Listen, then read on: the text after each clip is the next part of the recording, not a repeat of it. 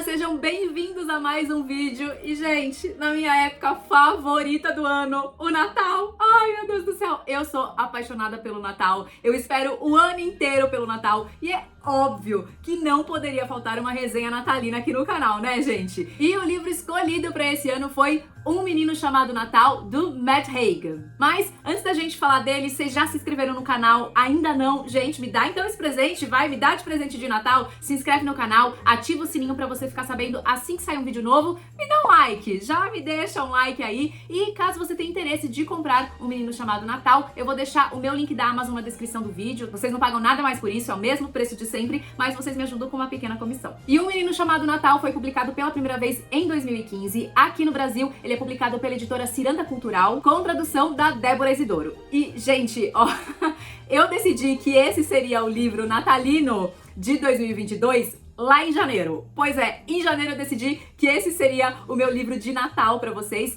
porque eu conheci o trabalho do Matt Haig quando eu li A Biblioteca da Meia-Noite, que, por sinal, é um dos melhores livros de 2022, um dos livros que eu vou levar pra minha vida. Se você ainda não viu a resenha da Biblioteca da Meia-Noite, eu vou deixar aqui em cima pra você e também na descrição do vídeo. E como eu gostei muito da escrita dele e vi que ele tinha um livro sobre o Natal, eu falei, cara, em janeiro eu bati o martelo, é isso. A Biblioteca da Meia-Noite é um livro adulto, mas Um Menino Chamado Natal é um livro infanto-juvenil, tá? E o lema dele tá escrito aqui na capa: acredite no impossível.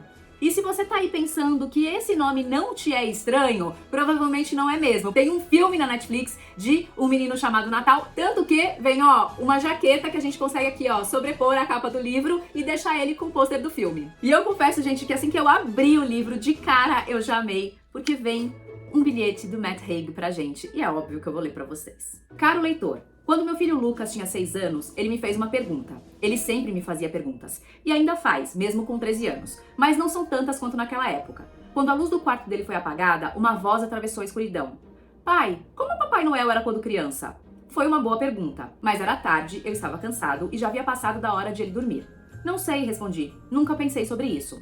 Porém, existem algumas perguntas que ficam na nossa cabeça. E essa foi uma delas. Foi quando eu escrevi uma resposta que reuniu todas as coisas importantes. Os poderes mágicos, o gorro vermelho, as renas, os duendes, a esperança, e eu ainda acrescentei algumas coisas novas, como Pixie verdadeira e um certo rato.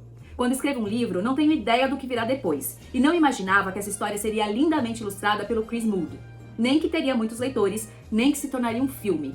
Um filme. Adentrar a Vila dos Duendes e encontrar um pouco de mágica foi uma das melhores experiências da minha vida literária. Espero que você também encontre um pouquinho de mágica lá. Feliz Natal, Matt Haig. Ele já ganhou meu coração aí, Brasil. E ele começa o livro nos avisando que a gente vai conhecer a verdadeira história do Pai Natal. Dá pra acreditar que houve um tempo em que ninguém sabia sobre ele? Um tempo em que ele era só um menino comum chamado Nicholas, que morava no meio do nada ou no meio da Finlândia e não tinha nada a ver com magia, exceto por acreditar nela? Um menino que sabia quase nada sobre o mundo, exceto o sabor da sopa de cogumelos, a sensação de um vento frio do norte e as histórias que contavam pra ele, e cujo único brinquedo era um boneco feito de nabo.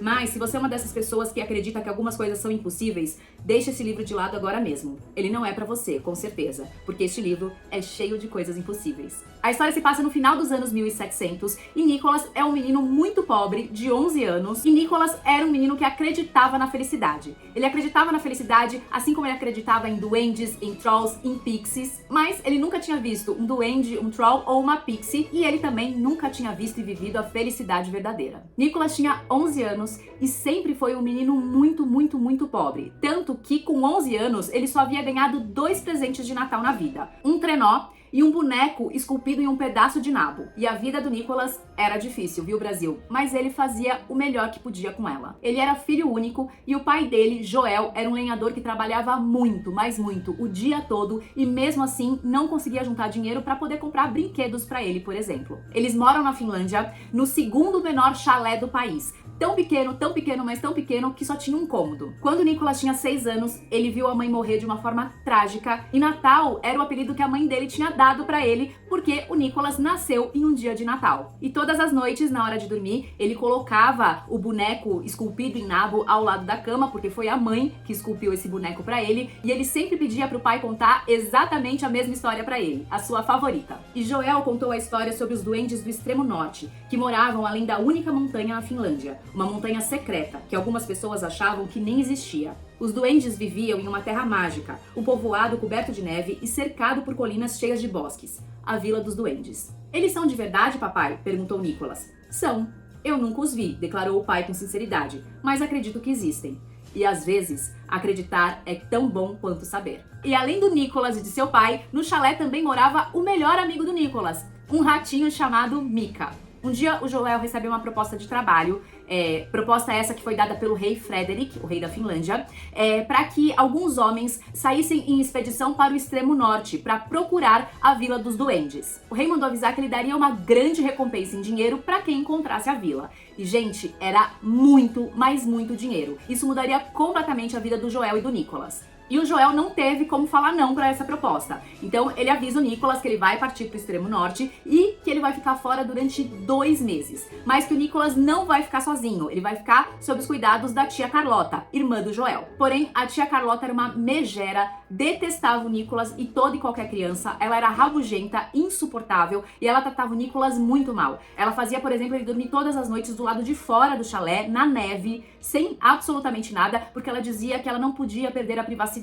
Que se ele ficasse ali, ele era um menino e ela era uma mulher, ela perderia a privacidade dela. Então, todas as noites ela tocava o Nicholas do chalé. E o Nicholas sofria muito de saudade da ausência do pai e também com os maus tratos da tia. Ele contava os dias, as semanas, os meses pro pai voltar. Porém, se passaram 3 meses e o Joel não voltou. Até que um dia a tia Carlota cozinhou o boneco de nabo do Nicholas e deu pra ele comer sem saber. Mas é óbvio que ela acabou contando pra ele o que ele estava comendo ali. Quando ele fica sabendo que ele comeu o seu único brinquedo, ele já tava ali extremamente chateado, ele tava muito magoado e sofrendo bastante nas mãos da tia. Ele resolve fugir de casa e ir atrás do pai dele. Ele parte então pro extremo norte, junto com Mika, o ratinho que não quis ficar pra trás, quis acompanhar o Nicholas nessa árdua caminhada, né, nessa longa jornada difícil e desafiadora. Nevava muito, o frio era extremo e tinha uma lenda aí que quem foi, né, pra esses lados, pro extremo norte, nunca voltou. Então era aí um lugar de onde as pessoas nunca voltavam. Mas o Nicholas ali tava persistindo e ele se mantinha, tentava se manter animado, cantando músicas de Natal pra ele mesmo. Entre alguns percalços do caminho, ele acaba ajudando uma rena que estava machucada, né, que tinha ali um ferimento, e Nicholas faz um novo amigo, Blitzen. Assim, Nicholas, Mika e Blitzen viajaram por semanas fortalecendo os laços de amizade. Até que um dia ele encontra o gorro vermelho do pai semi-enterrado em uma montanha coberta de neve. O Nicholas, que já estava muito cansado, acaba entrando em desespero, achando que aquele poderia ser um sinal de que o pai dele tinha morrido soterrado, alguma coisa assim. E ele e Blitzen praticamente desmaiam de cansaço e de fome. E eles ficam ali largados à própria sorte, praticamente morrendo, quando Nicholas é salvo por um duende. Sim, Brasil, um duende. Nicholas finalmente tinha encontrado a Vila dos Duendes. E ele descobre que a palavra impossível era apenas um antigo palavrão do local. Porém, as coisas tinham mudado muito na Vila dos Duendes. Os humanos já não eram mais bem vistos e muito menos bem-vindos. O pai Vodol, que era ali o duende que comandava a vila, né, tinha proibido que os duendes dançassem, brincassem, cantassem, rissem. Os duendes agora eram divididos por função e por cor da túnica, então o clima da Vila dos Duendes era de completa infelicidade. Pai Vodol foi eleito democraticamente, mas ele fez da vila aquilo que ele bem entendeu. Ele tentou tornar os duendes mais infelizes e ele ainda dizia que isso era para o bem deles. Além disso tudo, um duende criança chamado Pequeno Kip tinha sido raptado por humanos. E apesar do Nicholas deixar bem claro para todo mundo que ele só tinha chegado até a vila porque ele estava procurando o pai Vodol não quis saber. Fez do Nicholas prisioneiro e o prendeu na torre mais alta da cidade. A torre, a prisão, era um lugar assustador. Porém, apesar de horrível, também havia coisas muito reconfortantes escritas nas paredes da escada de pedra, dos tempos em que ela era a Torre das Boas-Vindas. Coisas como bem-vindo e abrace um humano. Um dos guardas duendes de túnica azul viu que Nicholas lia as inscrições e disse: "Nos tempos da mãe Eve, eu teria sido obrigado a fazer um biscoito de gengibre e mostrar minha dança engraçada. Mas agora tenho permissão para cortar você em pedacinhos. Choro até dormir todas as noites. Sinto-me morto por dentro, mas a sociedade está melhorando definitivamente." Nicholas responde: "Gosto mais de como era a sua antiga sociedade." Era um erro, cheia de amizade, felicidade e dança. Não tinha coisas importantes como medo e antipatia por forasteiros. Pai-Vodol nos fez ver como estávamos errados. E, gente, eu só vou até aí porque, obviamente, eu não vou dar spoilers. Vocês vão precisar ler. Aliás, vocês devem ler como essa história termina, que é muito legal. Eu sei que eu sou suspeita porque eu tenho aí uma tendência a gostar de tudo que tem essa temática natalina, mas esse livro, gente, é realmente uma graça. Eu senti que ele transporta a gente, sabe, para aqueles nossos sentimentos de Natal de quando a gente era criança, pra nossa infância? E apesar de ser escrito de uma forma simples, né, de ter uma narrativa simples, de ter palavras simples, afinal, ele é um livro infanto-juvenil, gente, ele é um livro que nos traz muitas reflexões. Tem partes muito, mas muito tristes, muito emocionantes. Ele faz aí toda uma reflexão sobre o luto, que eu acho que é importante, que às vezes a gente tende aí a deixar o luto de lado, quase como se fosse uma coisa assim do tipo, ai, vamos ignorar pra ver se a gente não vive, sabe? Eu acho que ele mostra pra gente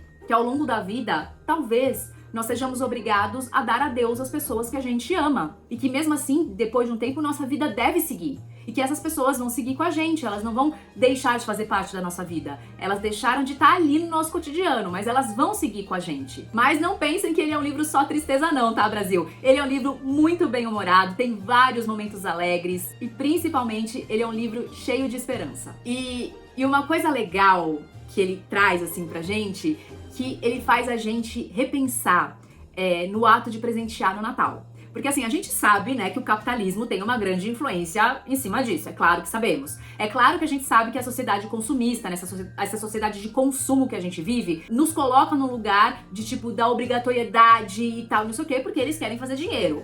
Isso não é isso não é dúvida pra ninguém. Mas eu acho que o que o Matt Haig coloca aqui é que o ato de presentear no Natal, e que não necessariamente precisa ser um presente comprado em loja, uma coisa cara, nada assim, uau, né? Mas o ato de você presentear alguém no Natal é o ato de perceber o outro.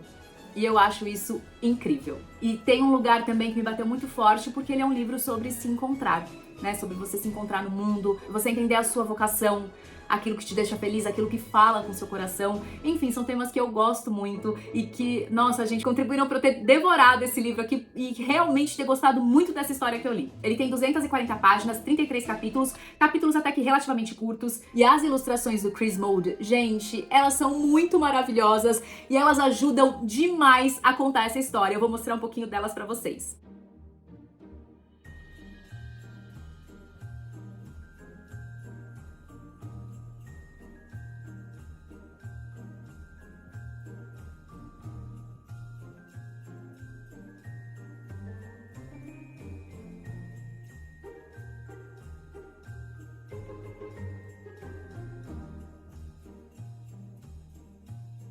E obviamente que antes de vir aqui fazer a resenha, eu assisti o filme na Netflix, né? Dirigido por Jill Keenan, o filme traz no papel do Nicholas Henry Lawful. Tia Ruth, uma personagem que não existe aqui no livro, mas tá lá no filme, é lindamente interpretada por ninguém mais, ninguém menos que Maggie Smith. O Michael Huisman dá vida ao Joel, a Kristen Wiig, a tia Carlota, e a Sally Hawkins dá vida à mãe Vodol. Sim, eles inverteram aqui. No livro é o pai Vodol quem comanda a Vila dos Duendes, no filme é a mãe Vodol, interpretada pela Sally Hawkins. Gente, eu gostei muito do filme, mesmo assim, gostei bastante, apesar de ter várias coisas diferentes do livro. Principalmente o final, tá? O final do livro e o final do filme são completamente diferentes. Mas mesmo assim eu gostei. Geralmente essas coisas, quando é muito diferente, me irritam um pouco. Mas eu acho que por ser um filme de Natal, eu acho que tudo bem, não tem problema, eu relevei essa parte e porque realmente eu gostei muito dos dois. E assim como o livro, o filme também me emocionou bastante, assim, eu me peguei várias vezes, assim, super emocionada pelas cenas que eu tava vendo.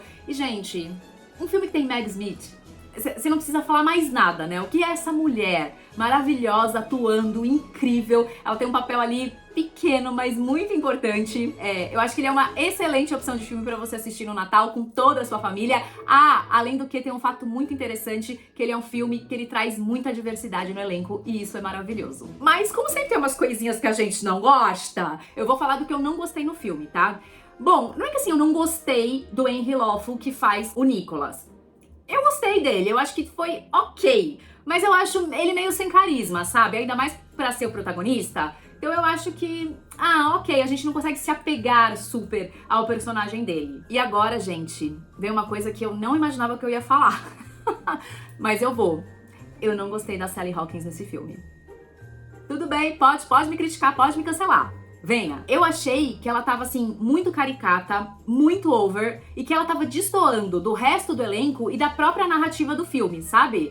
Nossa, parecia que ela tava fazendo umas coisas assim, você fala, amiga, faz um pouquinho menos que tu tá no filme, tu não tá no teatro não, amor. Dá uma limpada, sabe? Eu acho que ela destoou da narrativa. E ela é uma excelente atriz, ela é maravilhosa, mas nesse filme eu não gostei. Outra coisa que eu fiquei meio, não gostei da forma como eles fizeram, é que, gente, o Nicolas e o Joel, eles eram realmente muito, muito, muito pobres. Assim, eles passavam fome.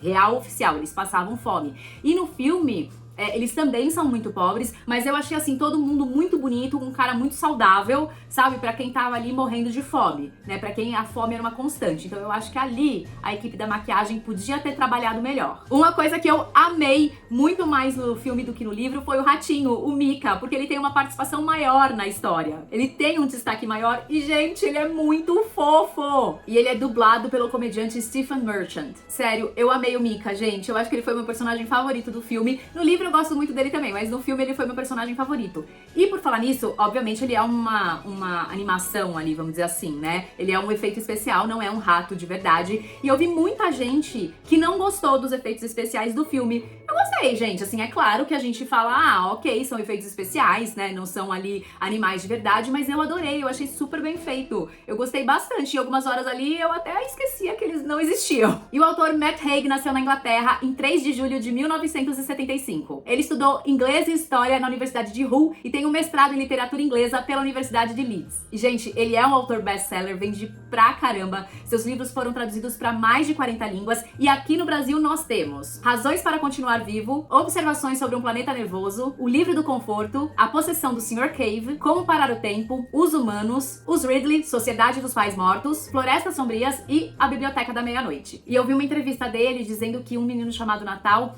é um livro sobre pesar e sobre perdas. E como você faz pra encontrar esperança depois de tudo isso. Gente, eu adoro o Matt Haig. Bom, tanto que eu li a biblioteca lá em janeiro e falei, eu quero ler outro livro dele, o livro de Natal, vambora. E eu falei, a vida dele é muito interessante, assim, até como inspiração para os livros que ele escreve. E eu falei bastante sobre ele em maiores detalhes na resenha da Biblioteca da Meia-Noite. Corre lá pra você assistir. Bom, Brasil, é isso. Eu espero que vocês tenham gostado. Eu desejo pra todos vocês um Feliz Natal com muito amor, muita união, muitos presentes, muita comida, muitas alegrias e muitas felicidades. Obrigada por vocês estarem aqui comigo mais um ano e por todo o carinho que vocês me dão. Obrigada, viu, gente? Um Feliz Natal e até o próximo livro.